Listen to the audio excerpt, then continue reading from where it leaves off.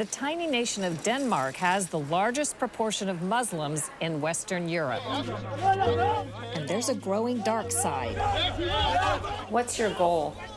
The goal is for all the Muslims to leave Denmark. Cultures are beginning to clash over some very familiar American issues. It's basically been free to go out there, say all the crazy stuff, because we deeply, deeply believe that free speech is a universal right. This week, the Danish debate. There is what appears to be a significant chunk of the American public who thinks we ought to change the way we look at illegal immigration. We've dealt with gunshots into our buildings. We've dealt with Molotov cocktails. This is terrorism being executed against the American government by people who disagree with enforcing the law. We talk with Ken Cuccinelli, the man in charge of the U.S. Agency over Citizenship and Immigration Services, about illegal immigration, the wall, and what comes next. So you won't take down lies, or you will take down lies? The big four tech companies are under attack, and not just on Capitol Hill. Some have suggested a good solution for consumers is actually a breakup of these companies. We talk with one person, one of 50, who are becoming a huge force for change.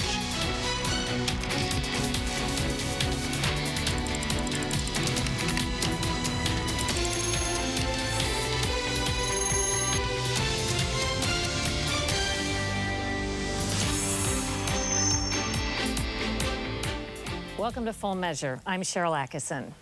We begin with a very American debate that's underway in Europe, where a quickly expanding Muslim population is testing tolerance on all sides. Nowhere is the discussion more heated than in Denmark. In 3 short decades, that small country has gone from almost no Muslims to hundreds of thousands, a bigger proportion of the population than other Western European nations. The resulting culture clash is raising issues of freedom of speech and religion. Our cover story is the Danish debate. Denmark is known for its love of bicycles, free speech traditions, and a Muslim population that now surpasses 5%. We still see slightly higher birth rates for Muslim families than for non-Muslim families. Cecilia Lonning Skaugard is the mayor in charge of integration in the Danish capital of Copenhagen, where the community of Muslims is quickly expanding. We see a pattern where a lot of Muslim youngsters are required, unfortunately, to marry boys or girls from their home countries. So we still see quite a huge number of young people being flown in from Pakistan, Turkey, and so on, in order to marry Muslims living here. Here in Copenhagen, as in many parts of Europe, there are growing tensions with the expanding Muslim population bumping up against non-Muslim communities. It's a dynamic that's testing the limits of free speech on both sides. Denmark is where the cartoon controversy originated in 2005. A Danish newspaper standing for free speech defied Islam's ban against depicting its prophet Muhammad. That set off a global wave of deadly attacks by Muslims against Christians.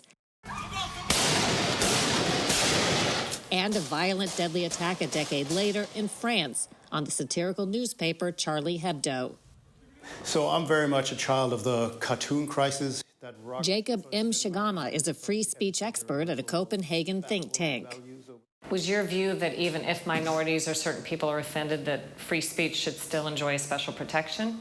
Very much so. I think in many ways it's the best form of equality before the law and a sign of integration that you can sort of laugh off or at least dismiss thoughts that you find offensive to your religion and say, you know what, they have the right to say this, but it's that right is also what gives me the right to go to my mosque and practice my faith, to hand out Qurans in the street if I want to.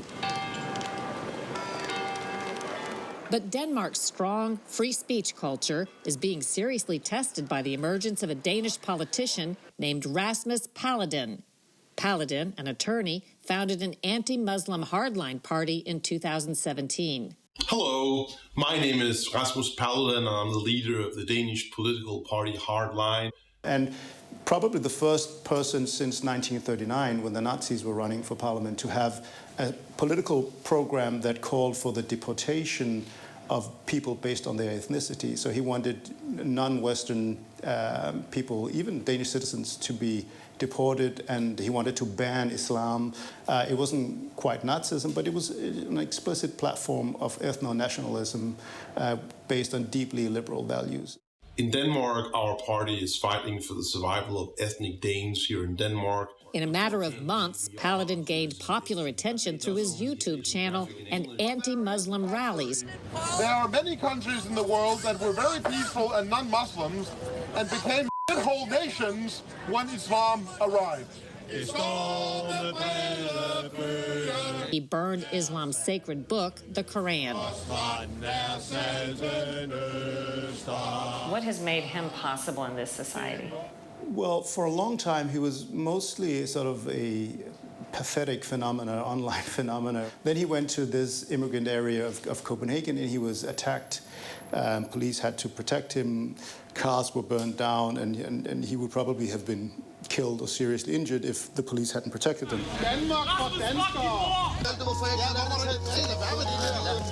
And that gave him massive popularity, ensured that he was eligible to run for the parliamentary elections. To Paladin and his supporters, the violent attacks proved his point. Muslims had come to the tolerant Danish society and resorted to violence to stop constitutionally protected free speech. What's your goal? Well, the goal is for all the Muslims to leave Denmark. We went to Paladin's offices in downtown Copenhagen, where the government forces him to accept around-the-clock security for his own protection. I mean, people came from Afghanistan because of the war there. People came here from Bosnia when there was strife there. And I'm like, how can that possibly be Denmark's problem? Are we really supposed to destroy our own country because other people in other countries have problems? If you live in a Muslim country and you're well off and you're reasonably happy and you have reasonably high intelligence and good jobs, you have no reason to leave. But the people who are not very intelligent and who are deeply religious, they have every reason to leave because they live lives where they're from. And in Denmark, they get everything for free. Would your position be that you agree you are racist, but there's good reason to be? Or No. is your position that you're not racist? My position is that I'm certainly not racist already because I don't want to separate people by determining their race. Muslims can be any race. I don't judge them by whatever perceived race they are. I do judge them by their actions. And Islam teaches actions that are completely in conflict with Western democracies. And As much as many oppose what Paladin has to say, Danes like Tariq Ziad Hussain defend his right to say it. Hussain is a lawyer, Muslim, and author of a book on how to be a Danish Muslim. We interviewed Rasmus Paludan. What are some of your general thoughts about his rise in popularity? He's had a strategy where he's gone out to these areas where there is a lot of Muslim people and trying to provoke a reaction. And unfortunately, a lot of places he's got that reaction. There's definitely, in some Muslim communities, there is problems in regard to accepting free speech. And from my point of view, of course, that's an issue that we have to address. That's one of the things I've said to my own community, that if you look at Rasmus Paludan, he's been doing this for 2 years and nobody listened to him. And as soon as he got the reaction where people started burning cars and throwing rocks at the police, suddenly he rose in the polls and were able to almost get into parliament. So would you say Paludan, as an extremist himself, is picking out extremists maybe on the other side to the extent they exist and highlighting those? Most definitely. So one of the things that we've seen in Denmark, but also in other European countries, is that the extremes in both parties lives out of each other, if you could say that. In Denmark's most recent elections, Paludan's hardline party ended up falling just short of the 2% needed to win seats in parliament. But he insists his popularity, like Denmark's Muslim population, will continue to grow. If your views are not popular among a majority, and if this is perhaps even endangering your way of life, if not your life, what keeps you going? well, I can tell you, many people agree with me. I can see with succinct clarity that if I don't do this, then this country will go straight to hell. It will completely be a different country in very few years. And that would be very, very, very unfortunate for all the Danes who are not Muslim, which means almost all of them. And so Denmark will continue to wrestle with a very American notion that the most important speech to protect can be that which is hardest to defend. If you don't protect the free speech of people like Mr. Paludan, then basically you don't have strong free speech protections. He's basically been free to go out there, say all the crazy stuff that he wants to do, because we deeply, deeply believe that free speech is a universal right. Paludan recently claimed his free speech rights were being violated after police banned several demonstrations he planned and forced his party's conference to be canceled over security concerns. Ahead on Full Measure, illegal immigration and our southern border. We talked to the head of our immigration system about where we stand. Illegal immigration continues to be among the top list of concerns for many Americans. Today, we hear from the head of the embattled agency in charge of the U.S. immigration system, Ken Cuccinelli. He started as acting director of the U.S. Citizenship and Immigration Services in June. We asked where key immigration battles stand as we move into campaign 2020. At a hearing this week, Ken Cuccinelli was the target of a familiar attack by Democrat Debbie Wasserman Schultz. You and Mr. Trump don't want anyone who looks or talks differently than Caucasian Americans to be allowed into this country. That's false. I'm sorry. Please don't interrupt me, and I'd like the time added That's back. defamatory. Excuse me. There's nothing defamatory about it. Cuccinelli says the fight to stop illegal immigration is a daily battle politically and legally. When President Trump has moved to try to change things about immigration policy in our system, he has met pretty much in each instance with some sort of challenge and legal challenge. Yes. President Trump has suffered more national injunctions than all his predecessors combined. And it isn't because we're outside the law. We're winning these cases. But the courts are slowing him down. There was some thought that when President Trump was elected, that Congress was going to take steps and be able to effectively, with President Trump, stop the sanctuary city issue. So what happened to the idea that this could or would get taken care of when we had a Republican Congress, by the way, and when President Trump got elected? You've hit the one area that I can think of where we were set back by the courts, and it has sat there, and that is in trying to defund sanctuary cities of grant monies.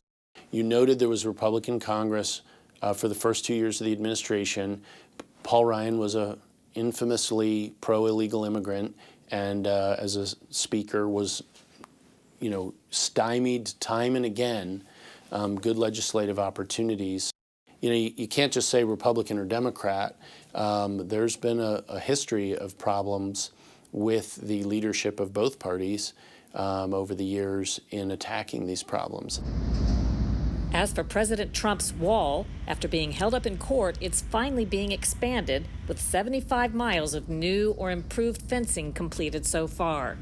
Any hope in getting Mexico to pay some of this bill?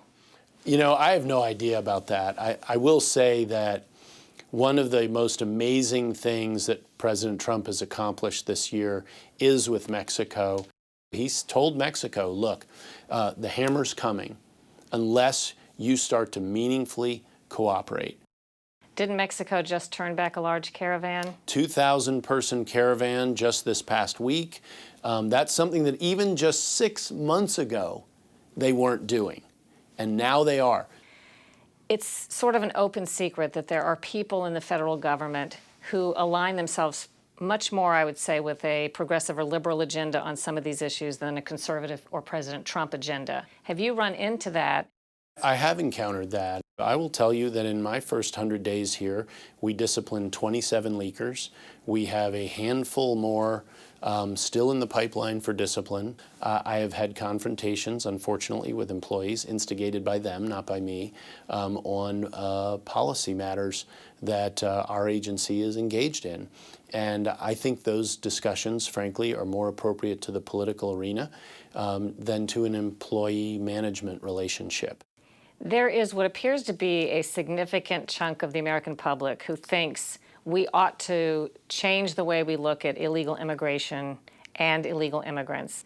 Are they right that maybe there is time for a new examination of the way we do things, not to be stricter, but to actually perhaps loosen things up?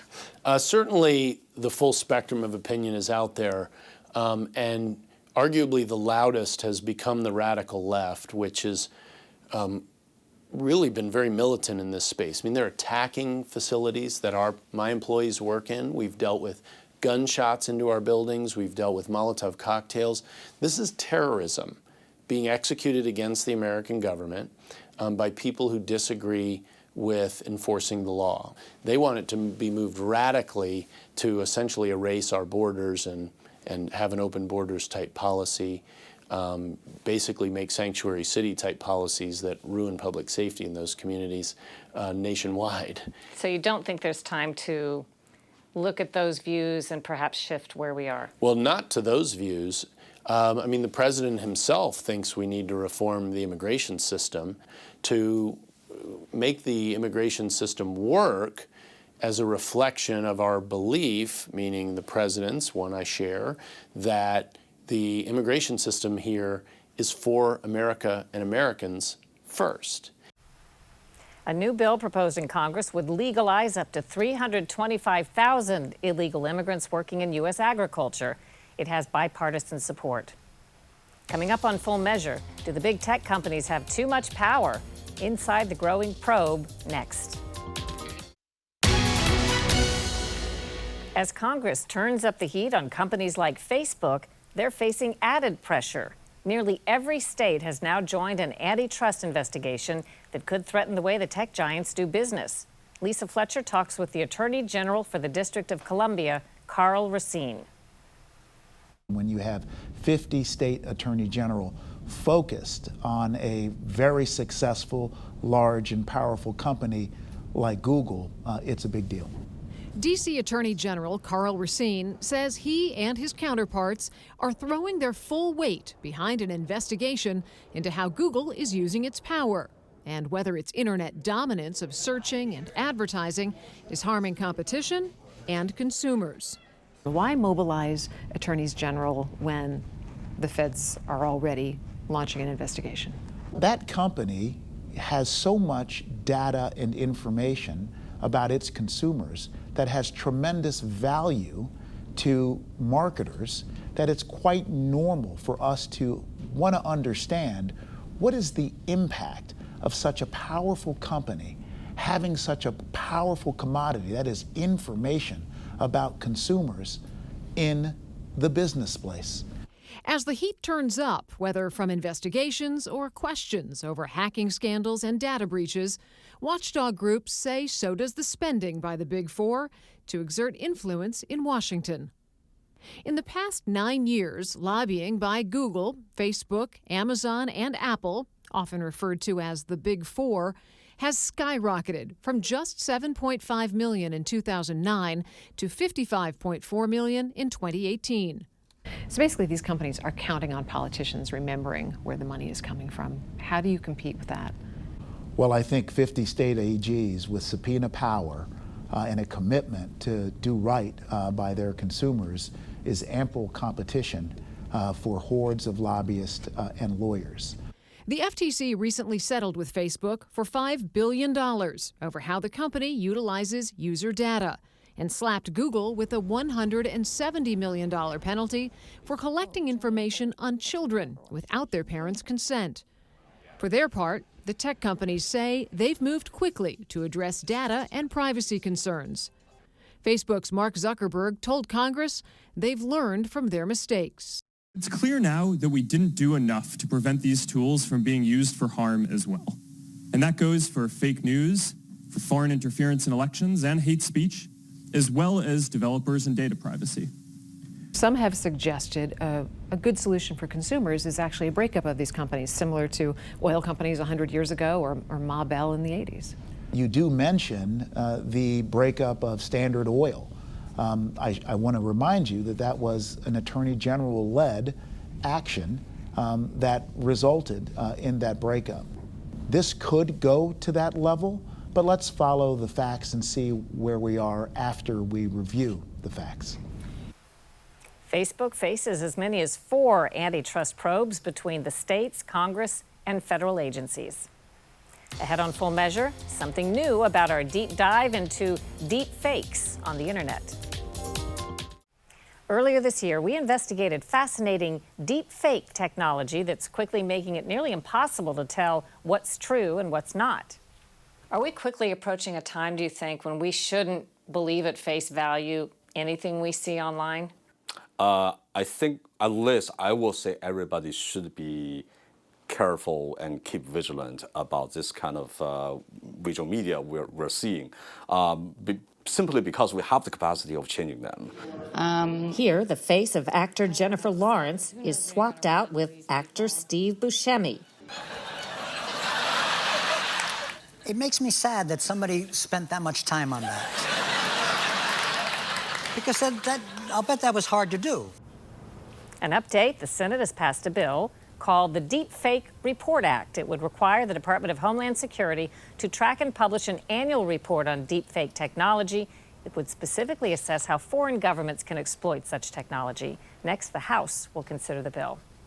Next week on Full Measure, we head to our southern border. No, not that one, but way south in Puerto Rico, a U.S. territory in the Caribbean where Border Patrol battles major human trafficking and drug smuggling. I don't think most Americans think of Puerto Rico as a place that is sort of on the front lines of the war on drugs. It is, and it's very unique. We're in a unique strategic location. It's an easy route for smugglers to actually move their narcotics or any other type of contraband to any secluded beach, maybe to some of the mangroves, maybe to other outer ports, other outer sister islands that we have here in Puerto Rico. So that's a smuggler's dream. We'll go on patrol with federal agents to see the challenges that come with patrolling a border that's nothing more than an invisible line in the ocean, 12 nautical miles out to sea. It's still the Wild West out here, I think. On the water, it's a needle in a haystack at that point. It's not a line in the sand that you cross. A plane can only do so much with that needle in the haystack, and a boat can only do so much. The Caribbean border that you probably haven't heard much about, next week on Full Measure. We'll see you then. Thanks for watching.